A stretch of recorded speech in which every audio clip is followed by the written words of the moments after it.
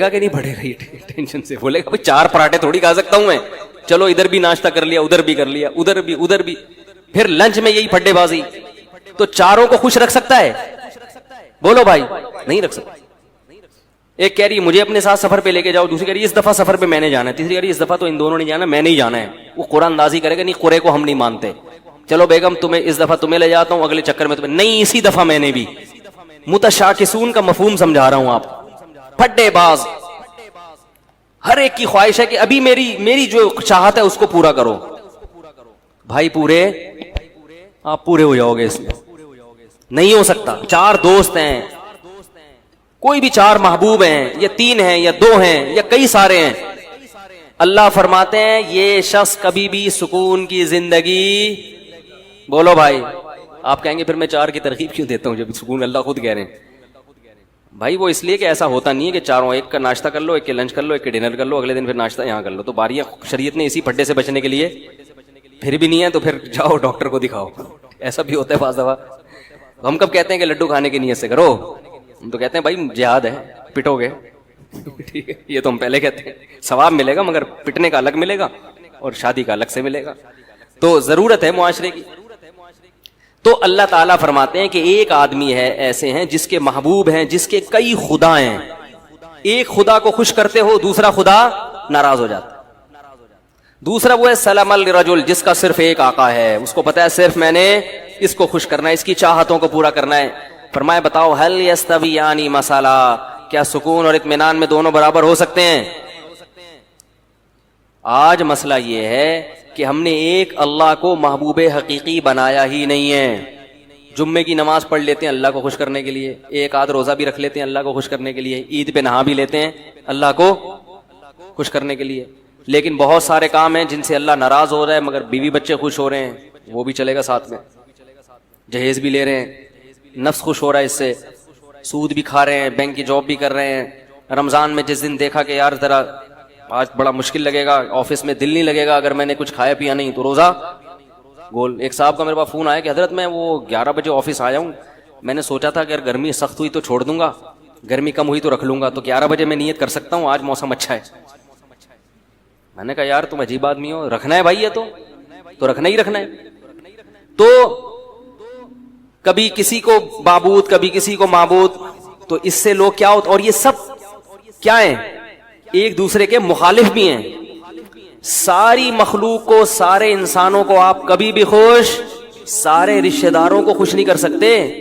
اماں کو خوش کرو تو بیوی ناراض، بیوی کو خوش کرو تو اماں ناراض، بہنوں کو خوش کرو تو بیگم ناراض، عجیب سا حساب چل رہا ہے، تو کہیں بھی نہیں ہو سکتا۔ اس لیے ایک قانون بنا دو بھائی، ہمارا رب کون ہے؟ اللہ ہے، سب سے پہلے وہ ہے، باقی سب اس کے بعد۔ ناراض ہوتے ہو تو ہوتے رہو، تم نے بھی مر کے مٹی ہو جانا ہے، ہم نے بھی مر کے مٹی۔ عزت کرو گے تو اچھی بات ہے، نہیں کرتے تم نے بھی مٹی۔ جنہوں نے عزت کی ہے فرعون کی ہے بھائی، وہ فرعون بھی گیا اور وہ عزت کرنے والے بھی گئے۔ فرعون غرق نہ بھی ہوتا تو بھی اب تک تو ویسے ہی مر چکا ہوتا۔ تو وہ رنگ رلیوں پہ زمانے کی نہ جانا اے دل، یہ خزاں ہے جو انداز بہار آئی ہے۔ جتنی مردی عزت ہو شہرت ہو، مٹی میں دفن کرنے کے بعد نا 2-4 دن کے بعد کوئی بھی یاد نہیں کرتا۔ ایسی دنیا کی حقیقت ہے۔ شہرت سے تو کبھی بھی متاثر نہیں ہونا چاہیے، اپنی بھی یا کسی اور کی بھی۔ بڑے بڑی لوگ آئے ہیں دنیا میں، بڑی بڑی شہرتیں حاصل ہوئی ہیں، غائب مرے تو 2-4 دن لوگ روئے، ہائے ہوئے کیا ختم کہانی۔ تو اس لیے سب سے زیادہ مزے کی زندگی میں وہ ہے جس نے ایک اللہ کو اپنا رب بنا لی۔ وہ کہہ دے کر لو، کوئی روک نہیں سکتا اس کام سے، وہ کہے نہیں کرو، کوئی کروا کے نہیں، کسی میں دم ہے تو کروا کے دکھائے۔ میں جب وزیر آباد گیا، پرانی بات ہے، یہ واقعات سنانے کا مقصد کوئی اپنی قصے کہانیاں نہیں، جو بات قرآن کی بتانا چاہ رہا ہوں وہ دل میں بیٹھ جائے۔ میں جب وزیر آباد گیا نا تو وہاں وہ لوگ بھی سنتے میرا بیان، تو وہ یہ پرانی بات ہے، تقریباً 13-14 سال پرانی۔ تو انہوں نے 1 مہینہ رمضان کا میں نے وہاں گزارا، وہ میرے درس ہوئے، انہوں نے بڑا میرے درس کو پسند کیا، تو انہوں نے مجھے کہا کہ آپ یہیں ٹھہریں، اب آپ یہاں امامت بھی کریں اور یہاں خطابت بھی، ہم آپ کو اتنی تنخواہ دیں گے، حج کرائیں گے، یہ کریں گے، بڑا بھاری بھرکم لالچ۔ میں نے کہا نہیں، میں تو کراچی واپس جاؤں گا۔ میں نے کہا نہیں، میں تو، بچے بھی تھے میرے ساتھ، بہت اکرام کیا انہوں نے, واقعی بڑا اکرام کیا. وزیر آباد میں ایک مسجد ہے دارا کبوترا کے نام سے, وہ لوگ سنتے ہیں کبھی کبھار بیان تو سن رہے ہوں گے. یعنی 1 مہینہ میں نے اپنے گھر سے کھانا, کہتے ہیں 1 مہینہ نہیں کھائے, کوشش کے باوجود کہ بھئی آج ہم زبردستی مقابلے بازی, صبح سحری میں کھڑے ہوتے تھے, یہ دودھ لے کے دہی لے کے, بھائی خود بنانے دو یار گھر میں, عادت خراب ہو جائے گی. نہیں, پھر وہ افطاری میں پھر کھانا, وہ بھائی مزے ہی موجہ. پنجاب والے ماشاءاللہ کھلانے پلانے میں, کراچی والے بھی کھلاتے ہیں کہ پنجاب والے کھاتے بھی ہیں نا, تو اب وہ اپنے حساب سے بھی کھلاتے ہیں. کراچی والا دھونے والے وہ خود بھی پیٹ بھر جائے گا اس کا, آپ کو بھی وہ سمجھے گا پیٹ بھر گیا, سامنے والے صحتیں نہیں ہیں یہاں پہ.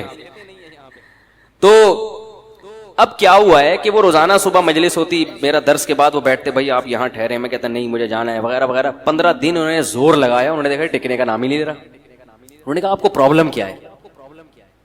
میں نے کہا بھائی میں, جو میرے استاذ ہیں, جو میرے شیخ و مرشد ہیں, میں ان کا آدمی ہوں. میں کیا ہوں؟ میں ان کا آدمی ہوں.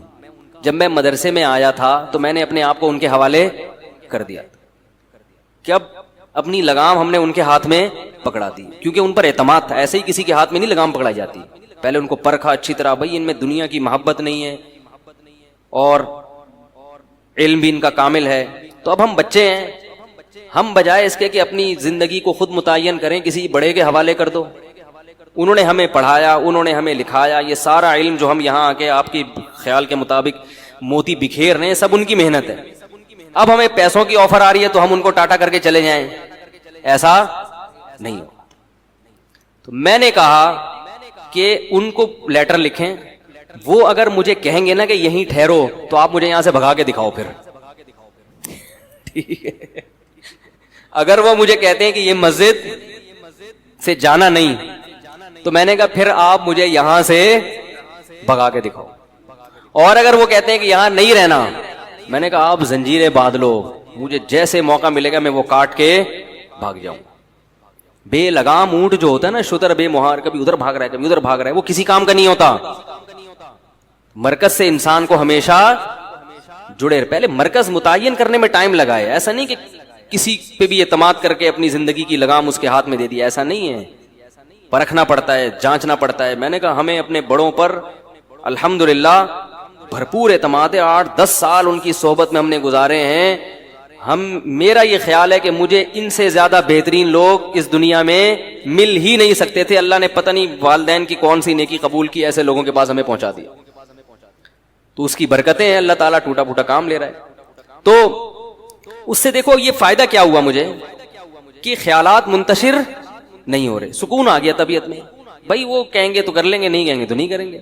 ورنہ انسان سوچتا, میں نے ایسے لوگوں کو بھی دیکھا, علماء کو بھی, جو پریشان کہ کیا کریں, اب ان کی زندگی بھی کس میں گزر رہی ہے, پریشان. پھر پیسے کی محبت آ جاتی ہے, یار دین کے تو یہ والے, اس میں پیسہ زیادہ ہے تو ادھر چلو. جب پیسے کی طرف آئے تو پھر پیسہ اصل مقصد بن گیا, تباہ ہو گئے. تو ہمیشہ انسان کی سکون کس میں ہے, کہ وہ اس کو یہ پتا ہو کہ میں نے کس ٹریک پر زندگی گزارنی ہے. اس میں سکون ہے انسان کی طبیعت میں, آرام سے سکون سے. اکابر پرستی الگ چیز ہے. اکابر پرستی کا مطلب یہ کہ آپ کے بزرگ کچھ بھی الٹا سیدھا کریں, آپ نے ان کو صحیح کرنا ہے, ایسا نہیں ہے. الحمدللہ یہ نہیں ہے. ہمارے بڑوں سے بھی بعض, ہماری کوئی حیثیت نہیں ہے, لیکن بعض چیزوں میں ہم بول دیتے ہیں کہ بھئی یہ والی رائے ہماری نظر میں, میرے شیخ تو 4 شادیوں کے قائل نہیں ہیں. میں نے اس میں اپنے